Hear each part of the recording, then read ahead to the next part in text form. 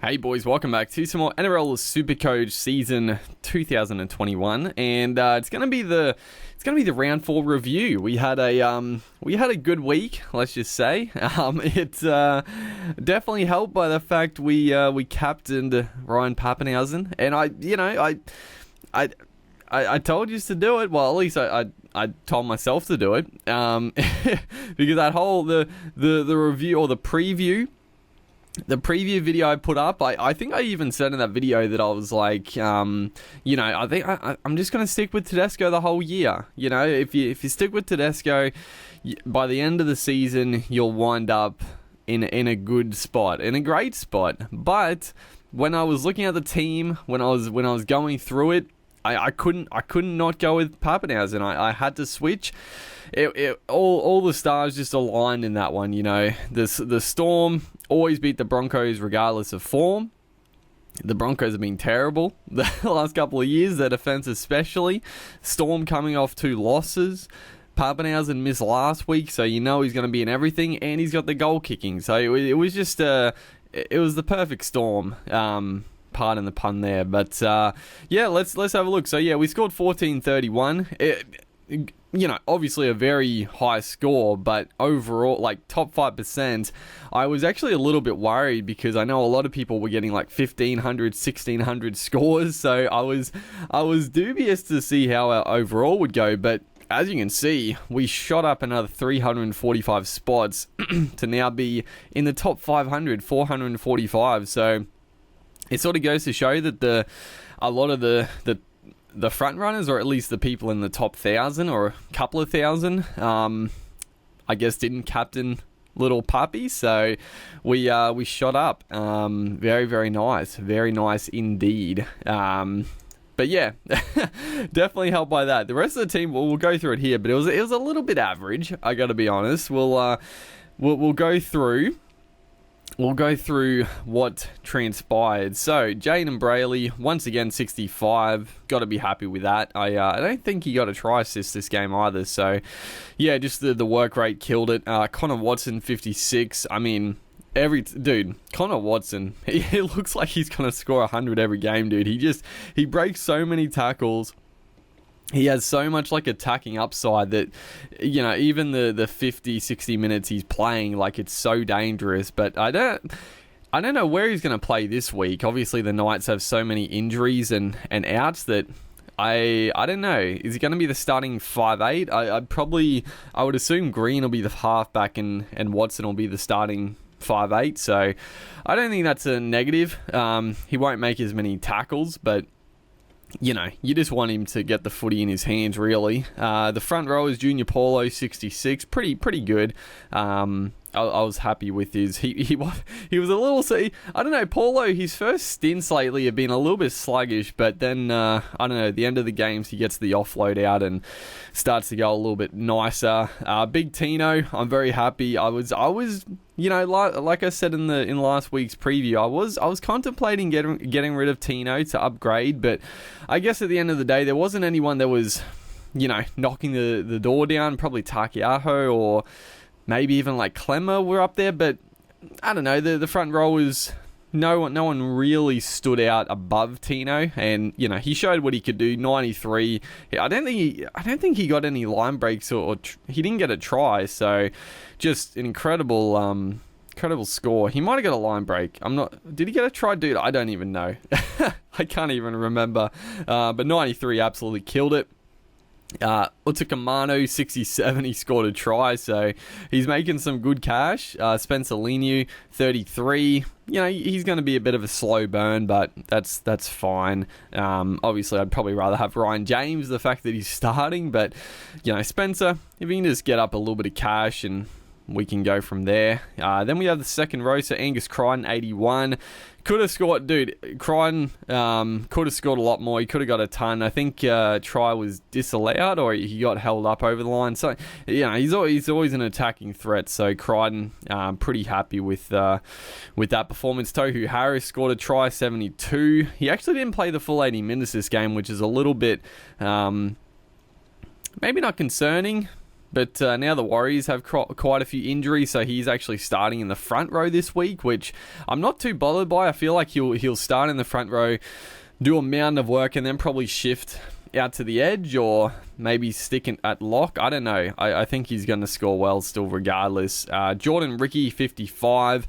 I did have him starting and Barnett on the bench just because Barnett was a bit 50-50 if he was going to back up, but obviously Barnett did, scored 75. Very nice indeed. Can't be disappointed with that. Jordan Ricky, like I said, 55. It's okay. You know, he's making cash and he's definitely on the upgrade list. You know, Ricky, he's not a keeper for sure. He's in the same mold as a David Fafita, but Fafita is just that top echelon. Ricky is just a little bit below him, obviously. Nrl Supercoach, 42. Again, just making good cash. Not too disappointed. Then we have, so next up, dude, this is where it gets, oh man, I didn't want to spoil it, but so, you know, I'll talk about this switch. So one switch we made, we brought in Josh Schuster. We brought in Schuster for Jacob Little. I think Little actually scored pretty well because he got a line break and went okay. But Schuster, I mean, 47, he's going to make just a stack of cash. So it was a bit of a no-brainer. And then we brought in, dude, I was so mad watching this Panthers game. Stephen Crichton. I brought Crichton in. And if you go back and watch that preview, Crichton, I don't think I mentioned Crichton at all when I was talking about upgrade potentials, because who did I get rid of? Yeah, Fusatua. I got rid of Fusatua. And I was keen on Tyron Peachy. Yeah, I think I pretty much said if I get anyone, it's going to be Peachy. But then I remembered that Dylan Edwards is out. Stephen Crichton has been going okay. Like I was sort of keen to start with Crichton at the start of the year. I was happy I didn't. And, you know, in centre, he'd been averaging a little bit under like 50. So I thought starting at fullback, Crichton, I mean, he's primed to score big. Oh, man, I was so frustrated watching that game because dude, I wouldn't be surprised if he's dropped from fullback going forward. And I flip-flopped a little bit over the weekend because pretty much straight after that game, I was like, he's traded out. I'm rage trading him 100%. I don't care if he comes out the next 3 weeks and scores hundreds. I'm getting rid of him. That was a shambolic performance. He was just, he was like fine, I guess, but he never got involved in any attacking plays. I was like literally yelling at the screen, yelling at the TV, dude, because the Panthers would be on the attack. And he would just always be bludging on the blind side, just standing behind the dummy half, just never even in position to touch the footy in the attacking zone. I'm like, what is he doing? I was losing my mind. I don't even understand what the game plan was. Like, was he not there to be on the attack? Was he just being slack? Did he not know what the hell he was meant to do? I don't know, dude. I was losing it. And then the fucking cherry on top.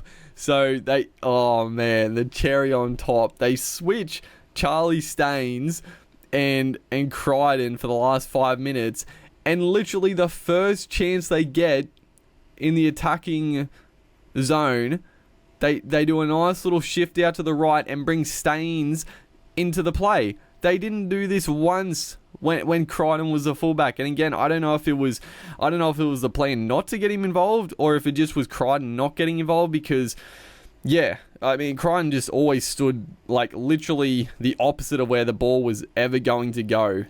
So it just made me so mad. But then so we had the cherry, now we have the freaking whipped cream on top, because Charlie Staines out the back, they finally play out the back to the fullback, and it's Staines at fullback, but he gets the overlap, he throws to Momorowski, the 2-on-1, this fucking dickhead, he doesn't pass the ball to an unmarked Stephen Crichton on the wing.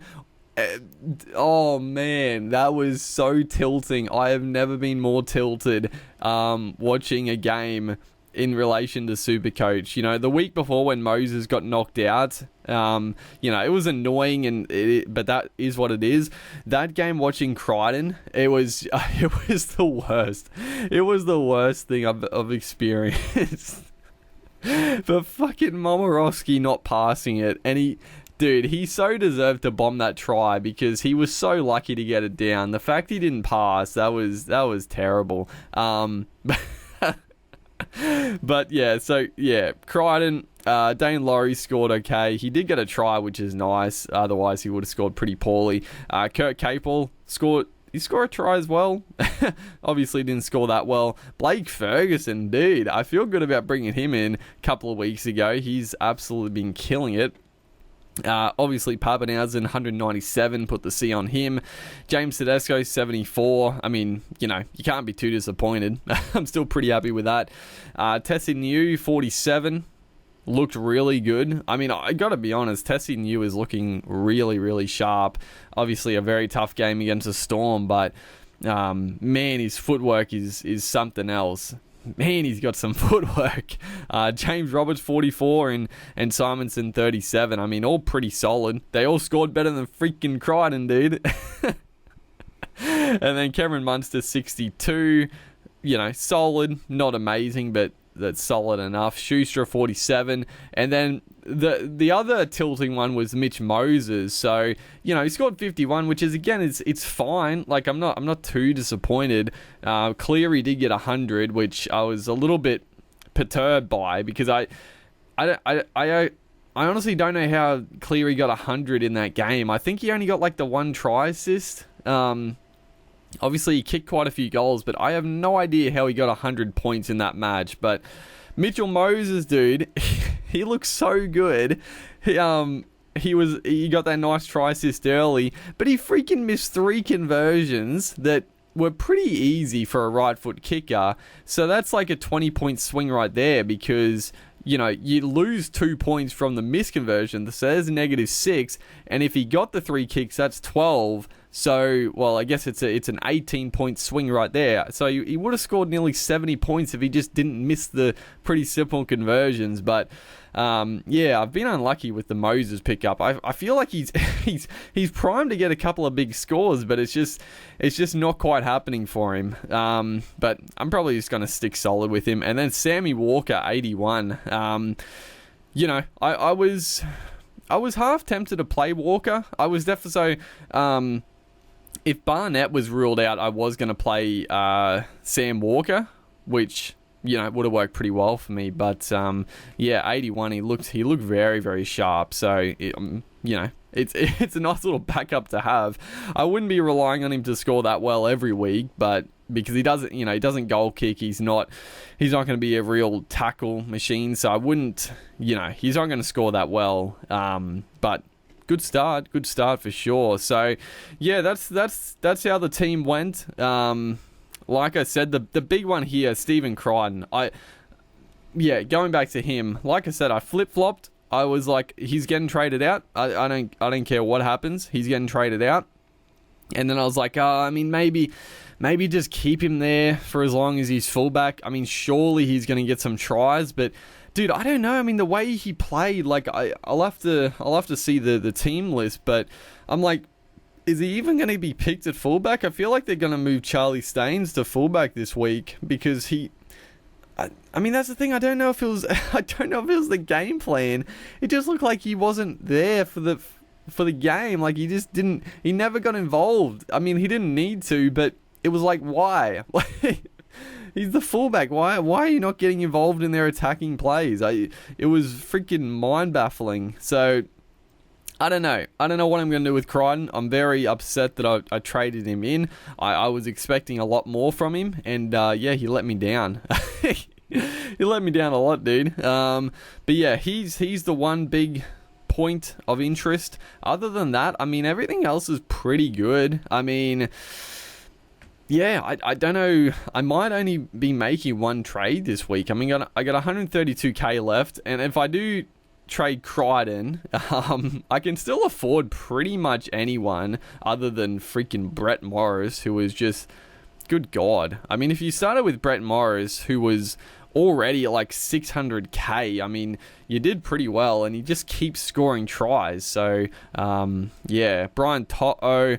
Oh man, I'm disappointed. I didn't even really consider Toto last week for some reason. I think I might have even said in that video that I was a little bit disappointed with his score so far, but yeah, you know, I should have gone Toto. Out of the Panthers backline players, dude. Because for one, I much prefer Toto as a player. I love watching him, and he's got the work rate. He just needed a couple of tries, and yeah, 121. So, I mean, Toto is an option. I can still afford him, and he hasn't actually gone up that much in price because, yeah, the first few games he didn't score that well. Jermaine Saka probably wouldn't go near because they've still got a pretty tough run.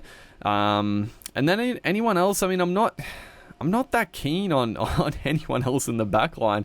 And this is what I was talking about. When I brought in Crichton, I was like, this is a good pickup. But yeah, I mean, you know, Joey Manu's never really been the Supercoach option. Zach Lomax, I think, is just too expensive still. And yeah, hasn't really killed it this year. Dane Gagai started really well, but I've never really gone Gagai in Supercoach. Justin Olam's been solid. Jordan Rapin, I should have gone him at the start of the year. He's been back to some of his best. But yeah, not too much. I mean, Valentine Holmes, honestly, is actually a bit of a tempting option. The fact that he's playing fullback now.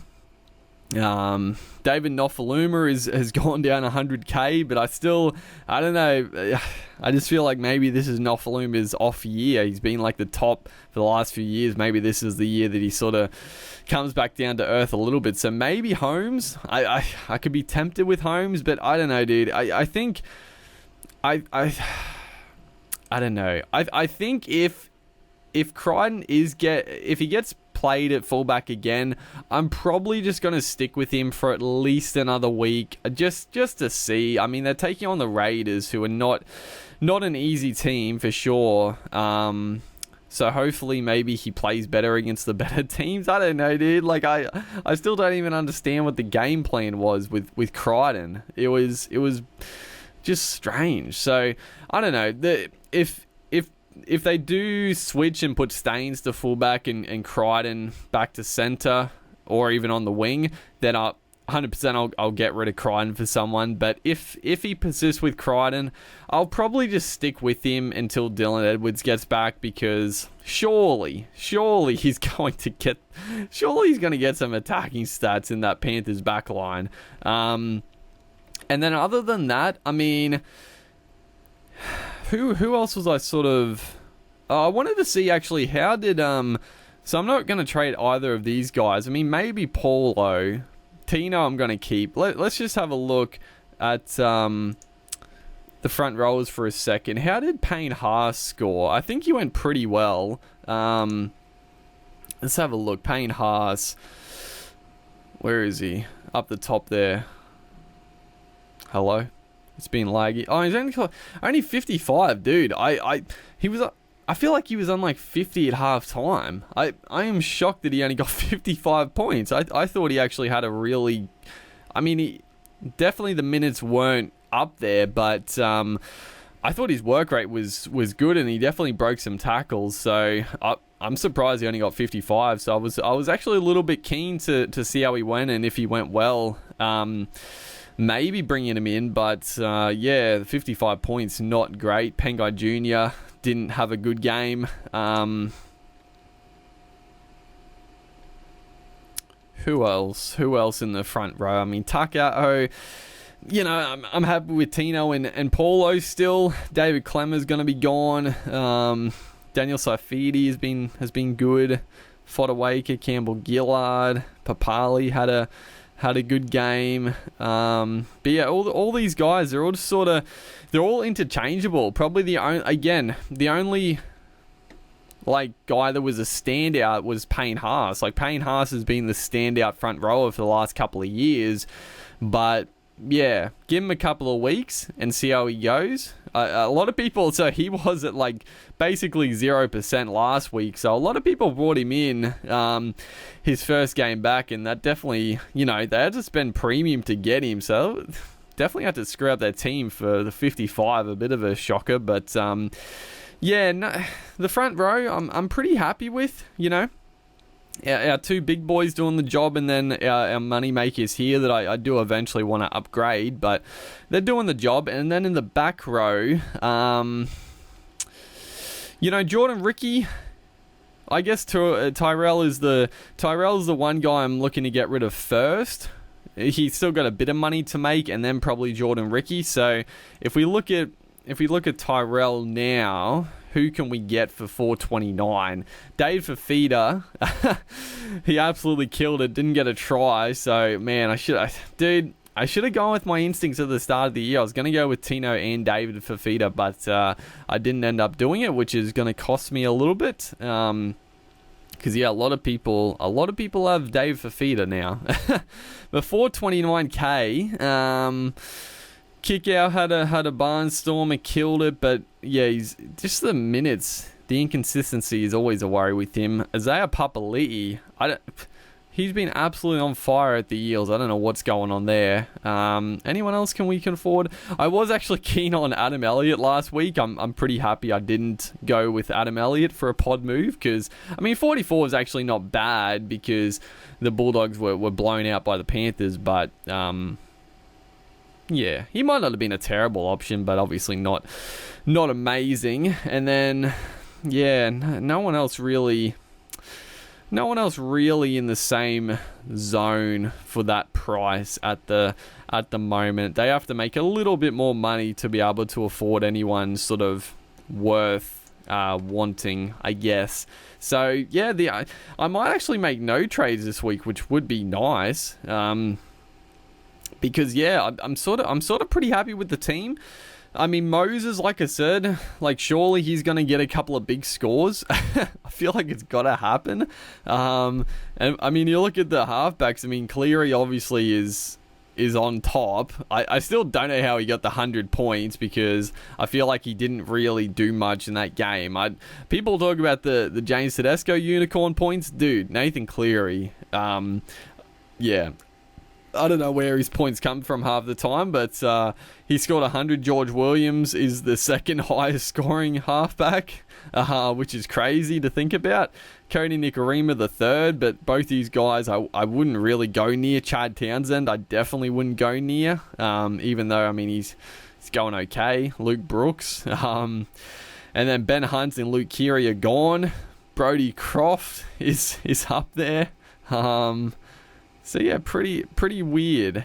Mitch Moses is all the way down here, but he did basically missed a week, and I feel like, dude, Moses has been unlucky. I gotta be honest, Moses has been unlucky so far. Matt Burton, 107. He's an